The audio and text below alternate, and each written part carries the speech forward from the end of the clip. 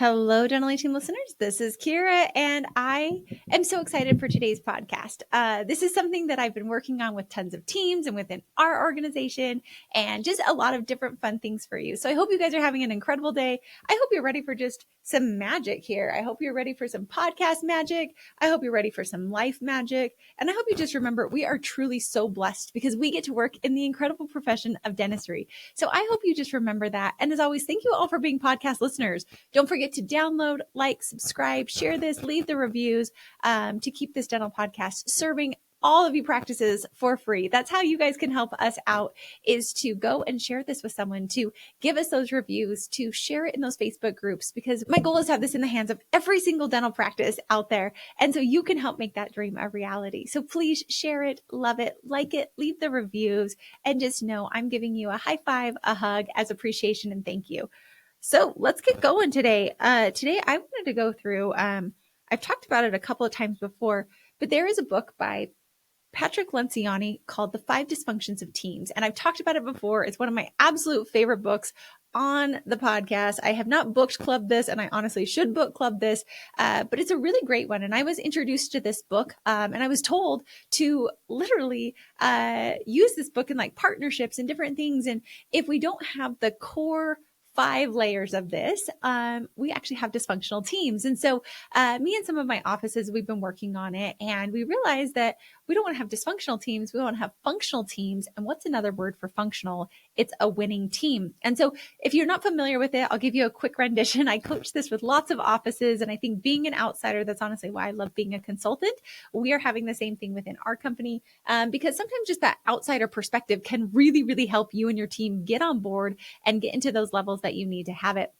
And so with teams, I'll just introduce you to the 5 dysfunctions of a team, or as we call it, we flipped it around, of how to have the 5 elements of a winning team. So it's in a triangle, and at the bottom, it is actually with the bottom portion of the foundation of this triangle is called trust and vulnerability. And so if we have trust and vulnerability, and it's not trust of like, if I delegate something to you, I know you're actually going to do it. Like, that's one element of trust. But there's the other element of trust where I trust that I can say whatever needs to be said to you, and know that there's not going to be backlash. There's a really great example. Think about in sports. The quarterback is getting sacked, and they go to the blocker and they say, hey, you've got to block for me. I need you to block. And the blocker is not like, oh, the quarterback's so mad at me, or the quarterback's feeling this or that, because they had the conversation. But we have permission to give feedback and receive feedback. And I think really setting up your office to have those permission to play, permission to give the feedback, permission to have the conversations, permission to say what needs to be said, so we can ultimately make our practice grow. Now, of course, within trust and vulnerability, the way we say things and the way we present things will oftentimes make it so much better, versus just saying what needs to be said. So I do believe that trust and vulnerability is an art more than it is a science. But if you can get your teams really having that trust and being able to call the shot, if you will, like in sports, because in sports, they're able to do that because they know how to win, and they're willing to call each other out. They're willing to say what needs to be said because they want to win. And in Patrick Lencioni's book, it really does give the formula of how we're able to win as a team. And so if we know how to, quote unquote, put points on the scoreboard, and that doesn't necessarily mean revenue, it can. But if we know what winning looks like within a practice, then it's easier to have the trust and vulnerability, have the conversations. And I think the more you give your practice the permission to play, the permission to have the conversations, the easier it is. But this is a conversation that needs to be had. I go around to offices and I actually coach offices on how to do this, on how to have these conversations, on how to say the things, because the reality is this is tricky. And in a lot of offices, this isn't real. If you speak up and you say your mind, you get fired. And so society has kind of taught us not to have this trust and vulnerability, not to say what needs to be said. And I'm here to say, why don't you have your practice be a different experience? Why don't you have your employment be a different experience? There's this whole buzzword of vulnerability and being authentic. And I think this is how we actually can create that as a real true piece within our organizations. So once we go up the rung of the ladder, we've got trust and vulnerability. The next layer is healthy debate. So if we have this true trust and vulnerability with each other, we're actually going to have the healthy debate. We're going to say what needs to be said. And we don't come, I really help offices and teams realize we're not coming from our own selfish vantage point. Yes, we bring our vantage point there, but we're always working towards what's in the best interest of the business. And if the business and the practice is the root of what we're doing, then guess what? The healthy debate should be not if you're right or if I'm right, but it's literally what's in the best interest of the business. And I think when offices do this and have the healthy debate and we have the conversations, hygienists bring their opinions, dental assistants bring their opinions, front office brings their opinions. And again, not to be right, but to figure out what's the best for the business and the practice and the patients, instantly we're able to flourish, which then leads to the third rung on this ladder of our winning success pyramid.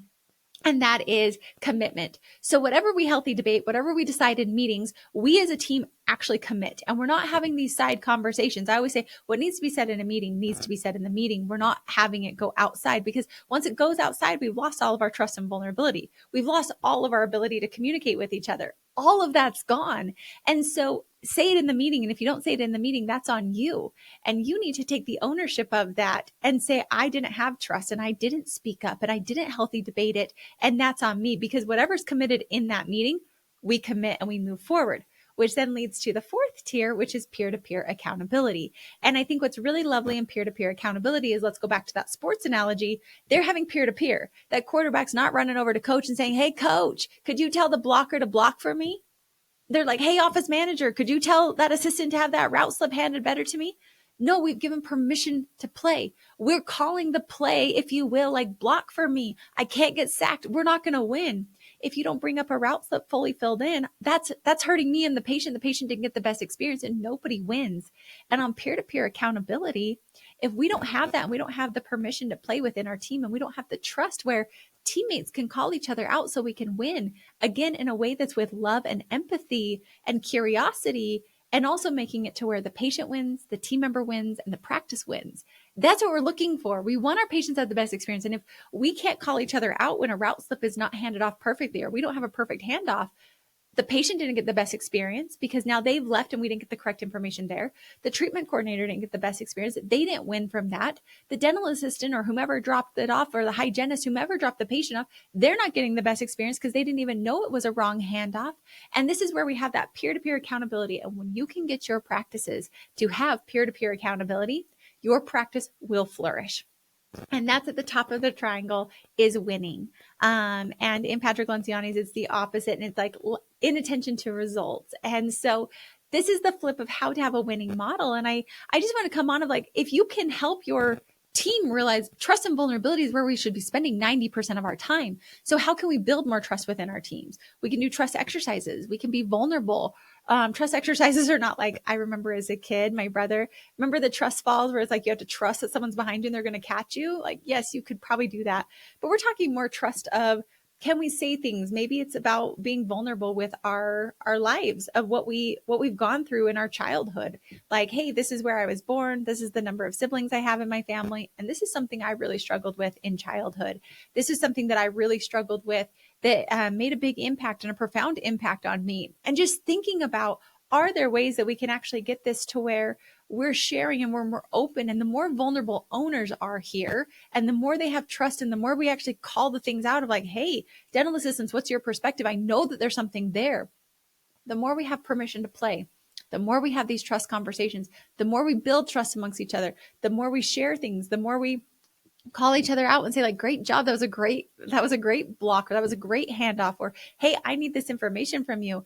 And we're not having the nitpicky, the drama, the eye roll of like, oh my gosh, Kiera just always wants a perfect handoff. Well, yeah, of course I do. That's our standard of winning. If I don't have a perfect handoff, how am I supposed to have a perfect treatment plan for these patients? And not to blame you. This is just the system that we have. So let's all work together. My job is to make sure I'm presenting perfect treatment plans. And I can't do that if I'm not getting perfect handoffs of the information that was said in the room. So all these little places are how you're able to build a winning team. And this is what I obsess about. And this is what I love helping offices have, because we focus so much on the skills. So many people are like, Kiera, I want the systems. And yes, I've got the systems. Come, we have it, whether it's on our virtual or in person. Come, I've got the systems for you. I have operations manuals. I've got the systems of morning huddle and route slips and handoffs and case acceptance and trackers and phone call trackers. And like literally any system you probably have ever wanted, I have a system for it. But that's 20%. It's just like in football, they can have all the plays, but if they don't run the plays, they don't execute, and they're not watching each other and they're helping, because once you put the plays in action, aka when you put the systems in action, customers come in, patients come in, people are coming different ways, other people are working, we've got lots of hands in the pot. the way you have the systems operate perfectly is being able to, yes, have a great system. That's 20% of this equation. But the other 80% is being able to have this trust and vulnerability, the healthy debate, the commitment, the peer-to-peer accountability, and then we ultimately win as a team. So if this resonates with you, try it out. Have the trust conversations with your practice. Have the trust conversations with your team. Have these conversations. And the more you have it, to me, it's how can we build more trust and vulnerability? So ways to, like I said, where are you from? How many siblings? And then tell something that you struggled with. Now, this is where you've got to be vulnerable. This is where you've got to set the stage as leaders of what's the level of vulnerability that we're going to have within our practice. What's the level of vulnerability? If it's like, I really struggled being popular, that's something I struggled with. Well, your team can't relate with that.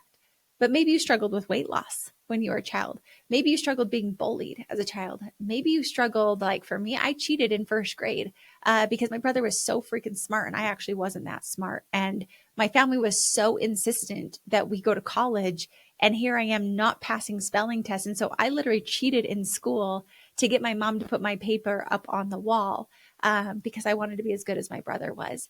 I really struggled in school and people look at me like, how is that even possible? You graduated valedictorian. Like, no, I freaking struggled and I had to work really hard at it. And I would throw my books across the room because I was so frustrated that like all of my other siblings got it and I just didn't. And yet I knew I had to get good grades because my parents couldn't afford to put me through college. And the expectation in my family was that I went to college. Like that was something I really struggled with. And so I literally in first grade moved my books away. I put the spelling test words right there. And I literally cheated on my test in first grade to make sure that I could have good grades. And I got called out on it and I was super embarrassed. And I had to go home and tell my parents. And I straight up lied to my parents that I was just looking at the floor. But it taught me a really good lesson that I'm not naturally smart. I actually have to work for this and I have to figure it out. And that was something that I really struggled with as a child. And if you can come to the table where you actually can share and empathize, now it's like, all right, this is Kiera as a human. I'm not coming here because I'm better than you or I'm less than you. I'm coming here because I ultimately want to make our practice great. And if we can share those things with our team and we can expect that level of trust and vulnerability, and you as the leader and the owner and the doctor and the office manager coming together and telling our team, like, we want to hear this. Yes, there's navigation. I can't tell you how many times I call it out in offices of like, hey, like we could definitely say this with like a little more finesse, but you're right. Like this is spot on. This is what needed to be said. Let's practice our delivery and our approach for future. Those are the small things, but this is how I make practices exponentially grow. And if you don't have the trust and you as the owner aren't doing this, that's where I love consulting offices. This is where I help hundreds of offices do this. This is where I love teaching each other how do we call each other out on the play? How do we help each other realize when we're presenting treatment plans, we're planting weeds in our flower garden, aka we're saying words that's actually deterring patients from saying yes to us. And if I can't hear that internally, I need to trust my team to call me out on it and receive that with grace and humility and say, thank you. That's the way we're all able to win together. So this is an epitome of how you build a winning team. It's a great formula for you. Like I said, the book is incredible. Also something where we help with this. But I think for me, even having an outsider that can help my team realize like, no, say the things, and watching that consultant within our company navigate our team and help them have the trustful conversations, say what needs to be said, really commit. There's no side conversations. And when there are side conversations, how do we have grace and humility and help each other out? Is really what I'm passionate about. So if you realize like, oh my gosh, my team needs help with this, reach out, hello@thedentallyteam.com. I'm here for you. We can do a strategy call. We can help you because so many people want the systems and don't realize the trust and vulnerability, the hard conversations that you don't even have to call them hard conversations. Let's just call them growth conversations. This is how you're ultimately going to flourish and win. And so I just encourage you to set up the winning model. Encourage this model with your teams. It works. I've watched teams literally morph in a quarter, in a half a year, in a year into these thriving teams. But when teams are disjointed or they're not hitting goals with ease, usually that indicates to me that there's not a lot of trust, of true trust, and there's actually artificial harmony within that team. And so just bringing that for you, if I can help in any way, I'm here for it. And also just bringing it to light for you. So try it out. Let me know. And as always, thanks for listening. And I'll catch you next time on the Dentally Team Podcast.